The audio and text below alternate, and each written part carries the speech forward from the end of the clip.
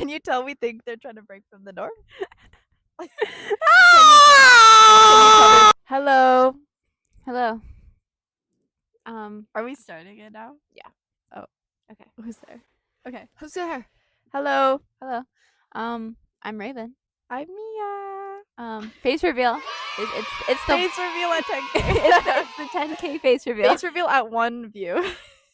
And 1 grade. And you're sure you convinced us?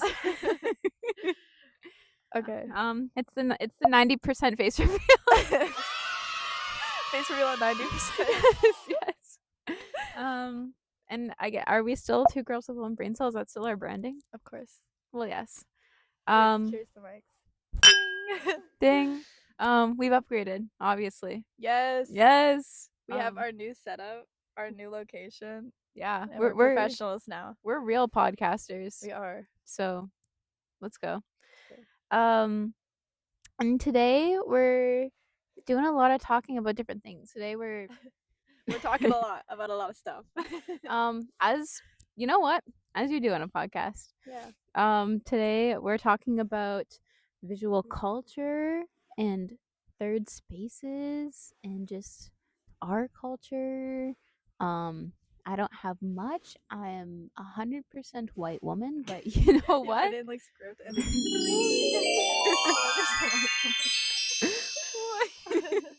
You know what? The sun is setting. It's a beautiful day. My mascara is starting to sting my eye, and I think we're ready to go. I think so too. Okay, so let's start. Shall I start us off? I think so. All right. Also, the notes are on my phone. Could you imagine? I'm just like, you just hear like sound coming off. I'm like, oh, we're on reels. It's like, no, I promise. Okay. Visual culture is the ever-changing perception and representation of society and trends through art, whether it's the creation of new art forms or the reproduction or alteration of old pieces. So this can look like creating new logos or rebranding, reproductions / prints in a meta. Dang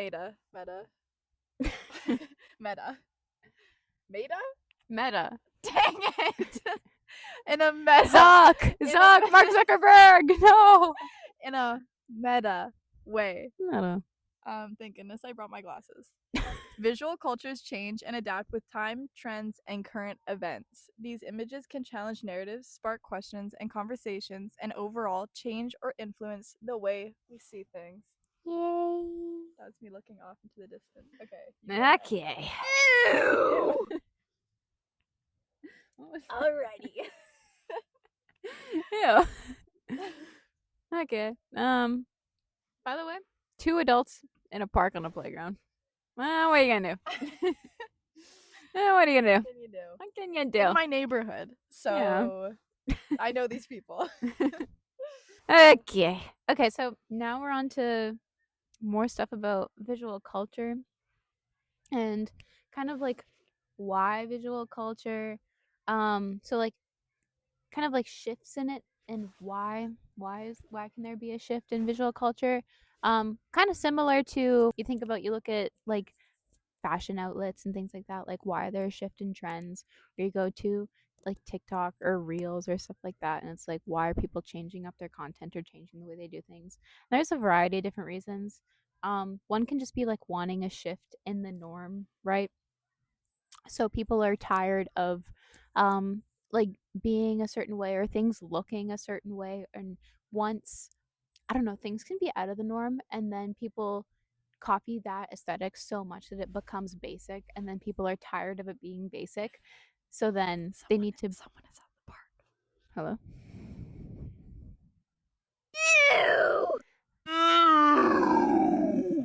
But once people like follow a certain trend or have things look a certain way or whatever for a certain amount of time, it becomes basic, and then you want a shift in the norm. You want things to change up or look a different way or like to reinvent it. You know what I mean? And then there's that shift, and then people eventually start copying that or doing that, and then it becomes basic again, and it's a whole cycle. It repeats literally forever. And then there's also wanting the viewer to kind of question the piece or whatever, or the trend. They like visual culture, I think, very much coincides with current trends and things like that. But questioning it can be like, why did you make those decisions, or why did you want to alter it or something like that, or like wanting the viewer to think of like the meaning behind it, or what the artist's intention was, or think about the artist more than the piece, if that makes sense. And lastly, also just like the prediction of future trends. Was I supposed to predict a future trend? Should we predict a future trend? I think we shall. I predict that a future trend will be, I think, you know what I think will happen? I think 2014 styles and trends are going to come back. I think we're going to see a lot of teal and chevron. Unpopular opinion. I swear, I feel it. I feel it climbing. I feel it on the rise with Charlie XCX back Boom in the clap. back in the rotation. I feel like we're gonna have some throwbacks. I think that the purple hazy filter is gonna come back. That's my prediction. Rio de Janeiro. Rio de Janeiro. No, that and like the purple, like the purpley one. Yeah, That's yeah. my prediction. What is your prediction, Raven? I'm like at a press conference. I have two mics up to me. I think my prediction is we're gonna see just like we did with bows. I think we're gonna see a lot more mustaches again. Uh-oh. Yeah. I was an OG. I had And mustache, Galaxy. mustache suspenders, and mustache matching earrings. I would wear every single day to grade 4. I went to elementary school with Mia. That's why Mia is my buddy. Yay! She's seen this. Unfortunately, I did. She was there to witness. I was there. And now, Anushre, what trend do you think will happen? Yes, yes, I agree. Leave it in the box. Leave it in the comment box. Yeah, comment I would below. like to know. Predicting future trends really coincides with breaking from the norm. And I know that I've mentioned breaking from the norm a bajillion times. Well, she deserves it. She deserves to be mentioned a million times. Well, yes. Because there's people whose full jobs are trend predicting, right? And I think that being able to look at art and look at different like genres and concepts and things like that. I did not say concepts right, but that's okay. That's Concepts. Being able to look at them and see what's going to be popular in art, what's popular in culture right now, what's popular in media, and see what's going to be popular within the next year, what's going to be popular within the next 10 years. Being able to have a perception of that and then put it into media is a part of visual culture. I don't know if that makes sense, but that's what I associate with visual culture. Like, but being able to look at something and being like, how can I popularize this, or how can I create this in a way that I know will make a statement and I know will make a mark in a way that hasn't been made before, and then will set a trend. There are so many artists who that kind of is their intention. If that, I don't know if any of that makes any sense, but that's definitely what I think when I think of visual culture. Now that I finally got my point across. Yeah. Okay, my turn. Can you tell we think differently? Because Raven is good at speaking from the mind. I'm good at speaking from the paper. All right. Images as active players create new understandings and ways of seeing the world. They represent a specific idea and allow people from all over the world to see and engage in different cultures, either via print, social media, or through art. How can a photo do that? Wait, ask me. How can a photo do that? I'm gonna tell you how a photo can do that. Yes! It's your lucky day. Yes! Yes! The echo throughout my neighborhood. All right. It can do this by portraying or representing a specific idea or information on a topic. It can do this by being unique and dedicated to portraying this. And finally, it is widely regarded in a sentimental light in many cultures. Now you know. Yes! A little airplane in the sky. Can you hear this? Talk about ways of seeing the world. Oh my god, dog. Oh, hell. Have you heard of the term third spaces?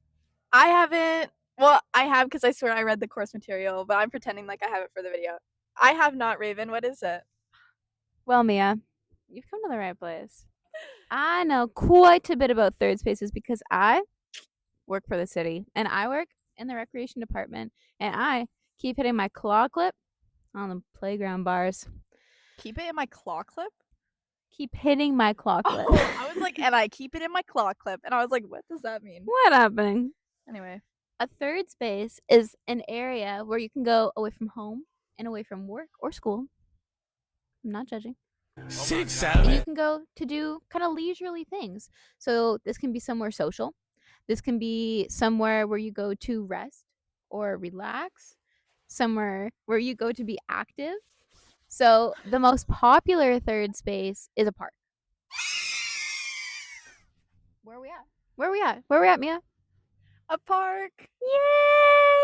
Yay! Yay. A third space can also just reference an area where two things can interact or intersect. So, picture a Venn diagram. I'll have one on the screen. Picture Venn diagram. Psh, psh, psh, psh, psh. I will do my best to make that happen. We'll see how I can do that. I know it's gonna happen. Yes. I believe in you. You have the two circles and then you have the area in the middle where they overlap. That's the third space where these things Right can in the intersect, middle. right? So you got your home life, you got your work life, and you got those things in between where you interact with others, but not in like a super formal sense.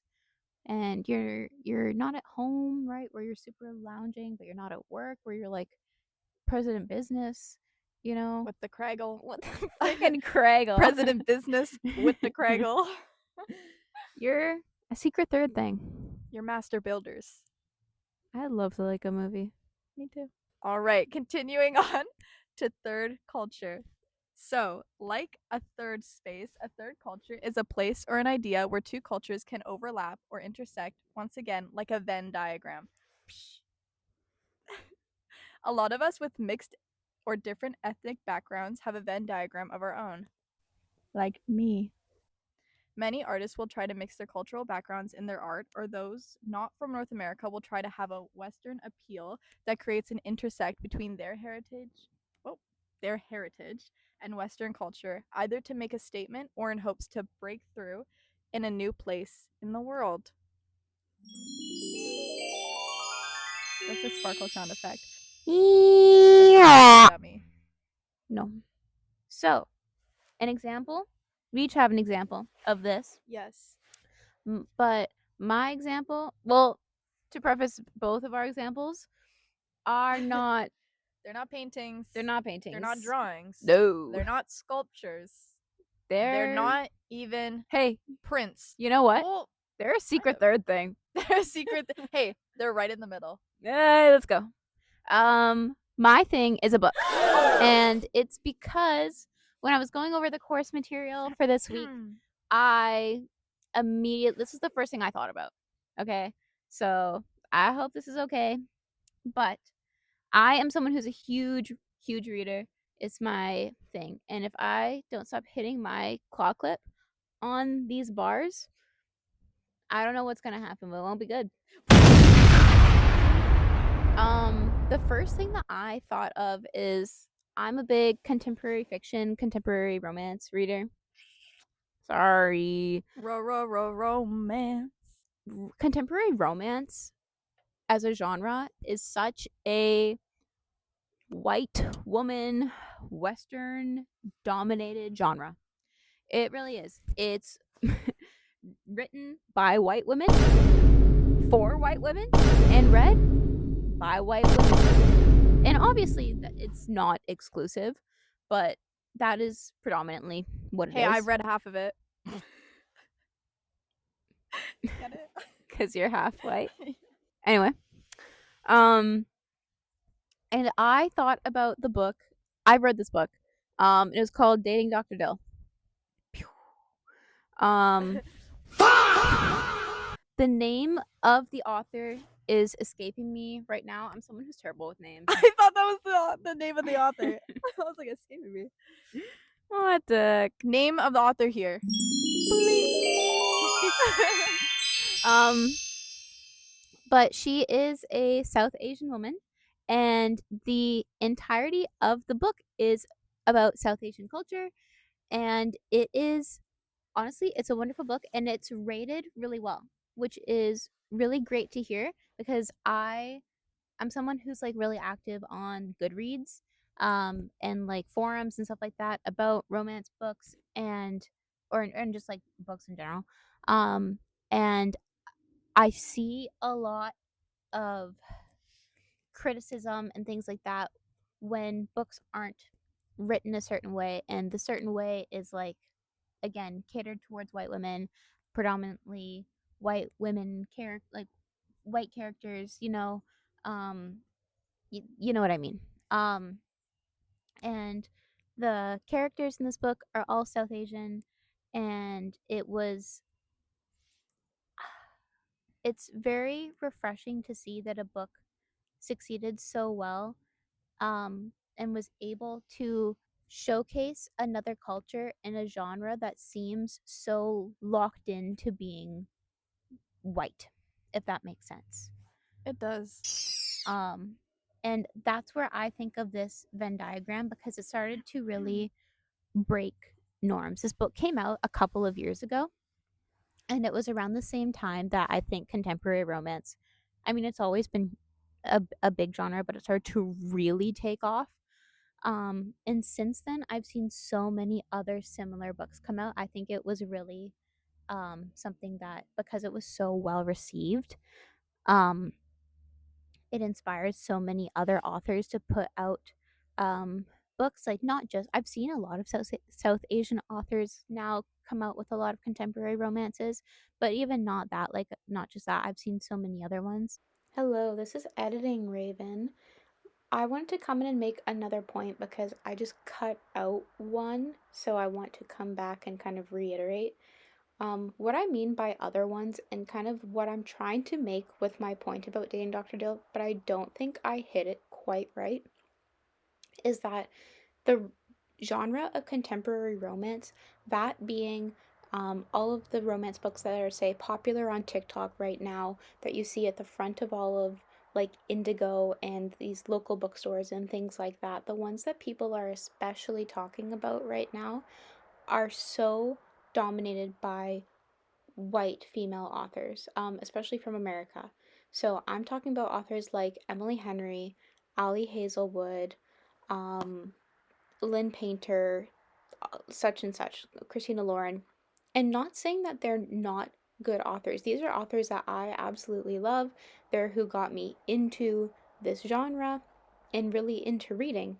But when you look at this category, when you go into, say, the romance section at Indigo or Kohl's, if you look at the names of all the authors, they're all white women. White women from primarily America. There's some Canadian authors, some European authors, but they're mostly from America.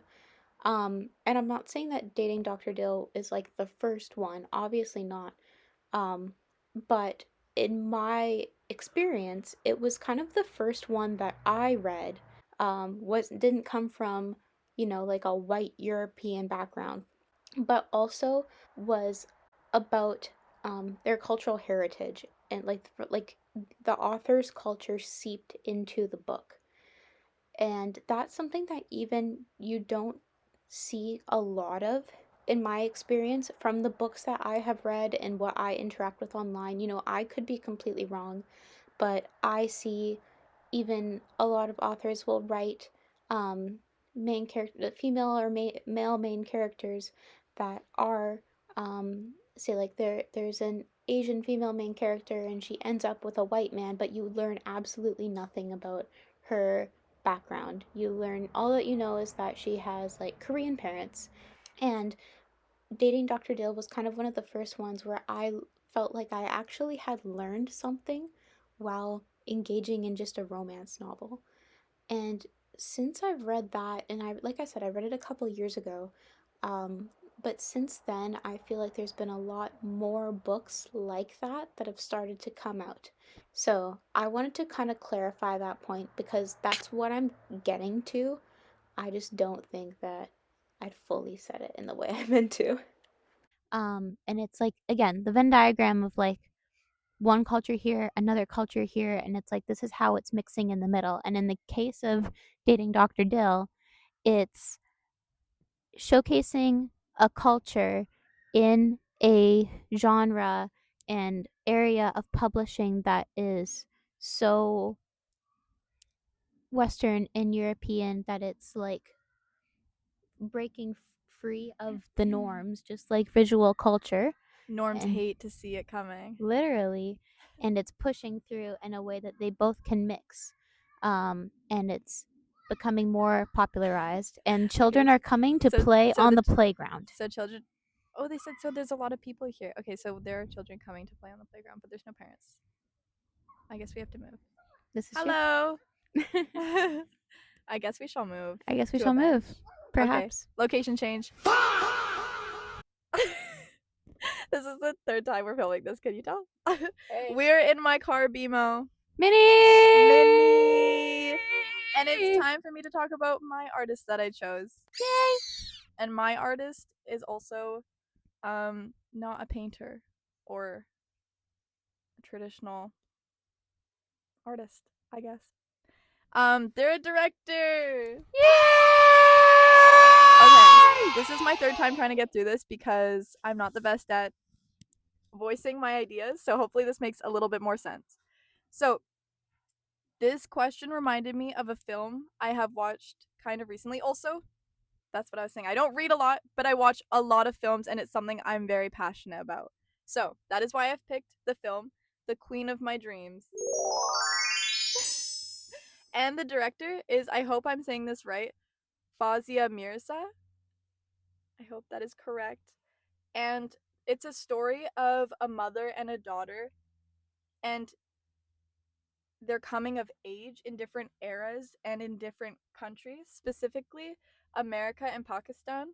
And it follows the death of a father in a family and how the mother and the daughter both grieve and also come back together despite their differences of growing up in such different environments. So the daughter in this story is queer. She's in a same-sex relationship, which obviously is not accepted by the mother and is a huge factor of what drives them apart. And this is a huge example of differences in America versus Pakistan and the idea of same sex relationships, where in America you can choose your partner and it's more widely accepted, whereas in Pakistan it's illegal and it's not accepted.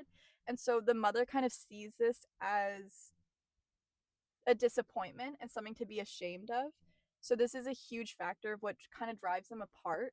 And also, there is a lot of familial pressure from the mother to the daughter, and then you find out later, I'm so sorry, it's not really a spoiler, but the mother and her mother. So there's a lot of generational trauma. And yeah, the film is really beautiful and it kind of just represents these differences and then also Keep the mic. oh sorry represents these differences but also highlights the similarities between these two characters and then also just a sense of community that brings them back together. And the daughter actually goes to visit Pakistan because of the father's funeral and everything. There's also other issues that the daughter finds while visiting, like not being able to attend her father's burial. And yeah, it touches on a lot of differences but also definitely highlights some similarities, which is in the end what brings them back together. So I think that the director did a beautiful job of showing these differences, but also representing both in a way that there's also similarities and a connection between the two, even though they are very different.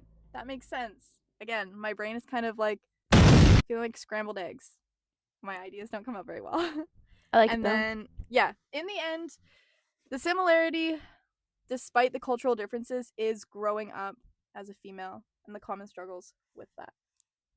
Yay! So, last thing that we're going to talk about is our culture. Yes. Like I said, hey, I'm white, so what culture is there? So, me, this is my heritage. I am a quarter French and a quarter English on my dad's side, and half Russian on my mom's side. And I have never associated with my Russian side. I have always felt very ashamed of it. Um, and I remember like spending my childhood just never bringing it up and being like, I'm French and I'm English. I remember in grade 4, I had to do this big project. It wasn't like a big project, but it was like I had to do this Remembrance Day wreath, and everyone had to color in like a flag. And I was like, I'm gonna do the Union Jack. And I'm like, it's only a quarter of my heritage. Like, there's some I could do the Russian flag because that's the majority of mine. I'm like, no, I'm not Russian. I've always felt so ashamed for some reason, and I think it's because in my head, Russia is not a very good place. Um, and I mean, honestly, it's not just in my head. Russia's not a very good place. Shout out Russia. Shout out Russia. Hey, girl. Literally growing up and everything, like everything I've heard about Russia is negative. Obviously, like the most recent things have been. I'm gonna yawn. Most recent being I'm gonna yawn. Yeah, Russia's gonna put me to sleep. Um, I'm like, yeah, they probably will, girl. They probably will put you to sleep, and not in the way you think. but most recently being obviously the war on Ukraine, and everything happening there. Hey, I don't really want to advertise the fact I'm from Russia. No thanks.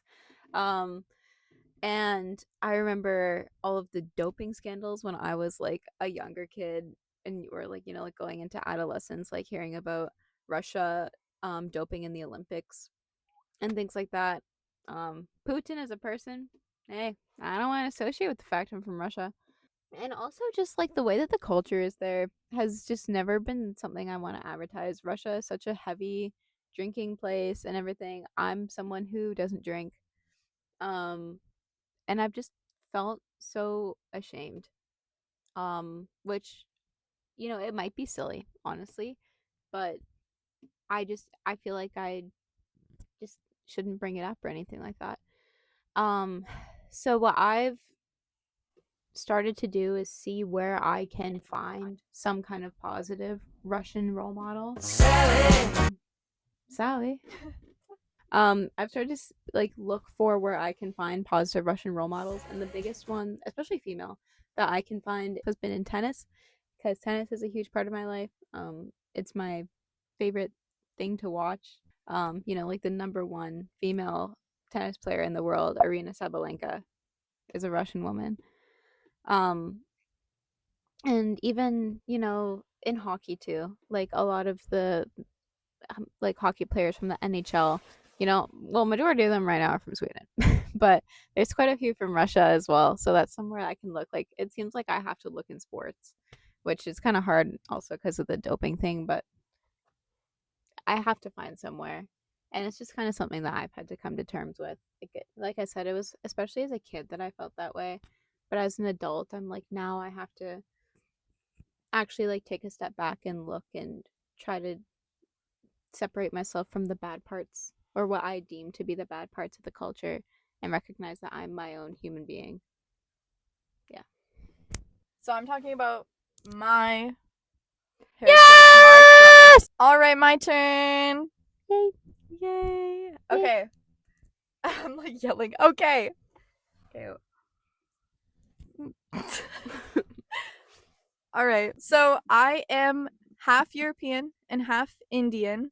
So more specifically, my dad, or I guess I am part German, Hungarian, Czech, and then my mother is Indian, Punjabi specifically. So yeah, that is me. And as you can imagine, there were some struggles. There were some struggles growing up. One of the biggest ones is I don't speak the language. I only speak English, unfortunately. I am pretty much the only cousin on my mom's side who cannot speak Punjabi. So that's been a bit of a struggle, specifically with my grandmother. She speaks English, but it is definitely hard sometimes to understand or have a conversation with her. So a lot of my life I felt very outcasted in terms of that side of my ethnicity, I guess, and in terms of culture because I feel like yeah, it's hard to not speak the language that all of your relatives speak naturally. And in middle school, I struggled a lot because, and this has actually been said to me, um, I'm just not brown enough to understand. And then also, hey, people can be racist, and I experienced that too.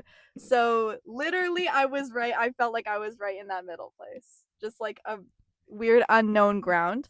Growing up when I was younger, I was really ashamed to be half Indian because yeah, being little, I feel like when you see something that isn't the norm or what the majority of children in your class look like, it definitely makes you feel like, hey, what's going on here?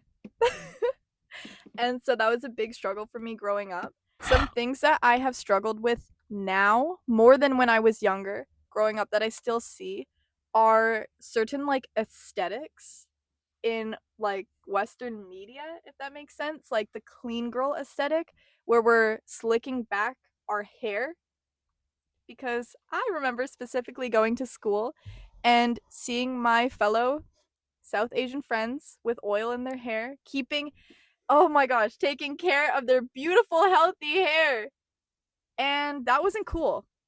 That wasn't considered cool or considered clean girl. So, and also yoga and also jewelry, the stacking of bangles, the scarves, the wearing the beautiful scarves with your outfits that look suspiciously alike to Juni's. I hope I'm saying that right. I'm probably not. But yeah, that's one thing that I've struggled with a lot, especially now with the widespread hate and dislike for immigrants, like specifically South Asian immigrants. And yeah, it's unfortunate and it's really, really frustrating to see. So it makes me sad for other little Indian girls too, because I'm like, I get it. I know how you feel. And I would have hoped that the situation would have improved, but it has gotten worse. The amount of times I have witnessed racism towards South Asian people in Canada, a million times, unfortunately. It's literally everywhere you go. It's everywhere. It's everywhere and it's terrible. And I'm so sick of it. I'm sick of Western culture and European or white people coining different things from different cultures and reclaiming it as their own. And then suddenly it's cool and it's awesome. And That's not how it works. that's not how it works. We're dark again. Okay. I just want to make sure my battery didn't die. Yay. Perfectionist. Okay. So we're a mic down. We've lost a mic. Okay, while Raven searches for her mic, I will make my last few points. I found it. Okay. Okay, well I'll make one last point then. But yeah, I'd say that for me, there is a huge disconnect between those two cultures. And I feel like I don't really resonate with any of them because unfortunately, I wasn't really like my family isn't very traditional in any sense. So there weren't a lot of like cultural practices that we experience or do as a family. It's just kind of a weird blend of a lot of them. And so I feel like I've never really resonated with either culture or been very connected to one. So yeah, that's like I guess some sort of funky looking little Venn diagram for me. Yeah, that's all I have to say. Hey, that's all I have to say too. I guess this is the end for now. Until see you in 2 weeks. See you in 2 weeks. See ya in 2 weeks, and thanks for tuning in again. Yeah. We have 40 minutes of footage, by the way. We've been sitting here in my car and on the playground, just two random girls just yapping for 40 minutes. Thank you for listening, Anushre. We appreciate it. We appreciate it. You keep us inspired. You keep us motivated to keep making amazing podcast episodes like this for all of our followers. And All of our followers. All of our singular followers. but it's getting better. We love podcast making. Yay! We love soca. Bye, Anushre! Bye. 6, 7.